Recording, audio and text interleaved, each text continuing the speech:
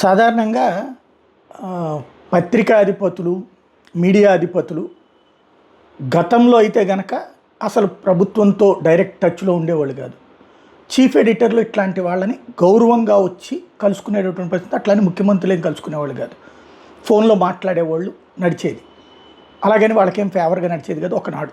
తర్వాత యాజమాన్యాలు నేరుగా మాట్లాడడం ప్రారంభించాక చివరికి ఎమ్మెల్యేలు, ఎంపీలు ఇట్లాంటి పదవులతో ఒక కథ మారిపోయింది. టోటల్గా మీడియా అనేటటువంటిది కొలైడ్, అంటే ఏదో ఒక పార్టీకి తొత్తుగా పనిచేస్తుంది, వార్తల బదులు ఆ పార్టీ వాయిస్ని వినిపిస్తుంది అన్నటువంటి స్టేజీ వచ్చేసింది.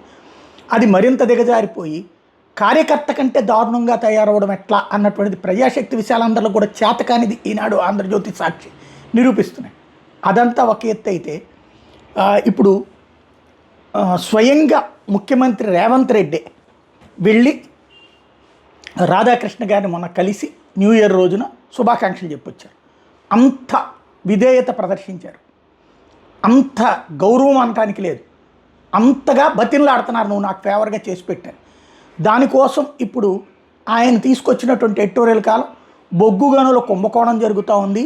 సింగరేణి బొగ్గులకి సంబంధించినటువంటి వ్యవహారం నడుస్తుంటే దాంట్లో బట్టి విక్రమార్క, కోమటిరెడ్డి ఇద్దరు కలిసేసి కుంభకోణానికి, అంటే బట్టి విక్రమార్క ఒక్క కుంభకోణానికి పాల్పడుతుంటే ఇటు పక్కన కోమటిరెడ్డి ఇంకో కుంభకోణానికి పాల్పడుతుంటే వాళ్ళిద్దరి మధ్య గొడవల్లో ఆ కుంభకోణంలో బట్టికి తోడయ్యేటటువంటి ఎన్టీవీ చౌదరి కలిసి కావాలని కోమటిరెడ్డి మీద వార్తలు రాశారన్నటువంటి ఎడిటోరియల్ కాలం రాసుకొచ్చారు.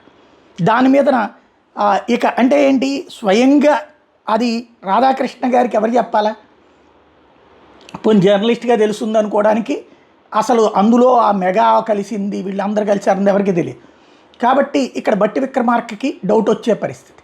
అలాగే తన మీద వార్తలు రాయించినందుకు కోమటిరెడ్డికి, ఎందుకంటే చాలా రోజుల నుంచి ఈ మధ్యకాలంలో కాస్త ఘాటుగానే స్పందిస్తున్న కోమటిరెడ్డిని పక్కన పెట్టడానికి ఏమైనా ప్రయత్నం జరుగుతుందా? ఈలోపు వైఎస్ మీద కోపంతో నా మీద రాస్తే నేనే తేల్చుకుంటానంటూ ఈయన డైరెక్ట్గా ఓపెన్ స్టేట్మెంట్ ఇచ్చుకొచ్చారు బట్టి విక్రమార్క. రెడ్డి గారికి అత్యంత సన్నిధులుగా ఉండటం వల్ల రాజశేఖర రెడ్డి గారి మీద ఉన్నట్టు కోపంతో నా మీద కూడా కోపం చూపించడానికి రాసి ఉండొచ్చు. కానీ ఇవన్నీ రాష్ట్ర రాజకీయాలకి సింగరేణికి సంబంధించినవి కాదు, పాలనకు సంబంధించినవి కాదు. ఒక బెనిఫిట్ ఆఫ్ డౌట్ వచ్చింది కాబట్టి దాన్ని క్యాన్సిల్ చేయండి. మిగతా విషయాలన్నీ కూడా నేను రాధాకృష్ణ తేల్చుకుంటాము. ఇది ప్రజలకు సంబంధించింది కాబట్టి ఇమ్మీడియట్ గా క్యాన్సిల్ ఇట్ అని చెప్పండి. I'm already instructed the Singareni board people to cancel. నేను మొదటి నుంచి ఇది ఆయన క్యాన్సిలేషన్ ఒక ఎత్తు అయితే, ఇది కాస్త తన దగ్గరికి చుట్టుకోబోతోందని భావించినటువంటి రేవంత్ రెడ్డి ఆర్కేకి రివర్స్ అయ్యారనమాట.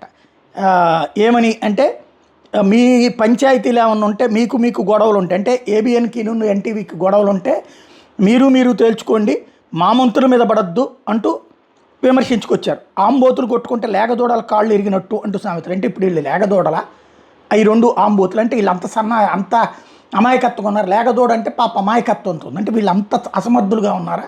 అంత పోరాడలేని శక్తిగా ఉందా ప్రభుత్వం? ఎన్టీవీ మీద కేసు పెట్టడానికి పంపించింది అంటే ఎన్టీవీ వార్త రాయడం వెనకాల ఏబిఎన్ ఉందా, లేకపోతే ఏబిఎన్ వార్త రాయడం వెనకాల ఎన్టీవీ ఉందా? గొడవ ఏంటి అన్నటువంటిది ఇక్కడ రాజకీయం వచ్చింది. రాధాకృష్ణతో ఇష్యూ డైవర్ట్ అయింది. ఇప్పుడు దీని మీద ఆయన మాట ఇది.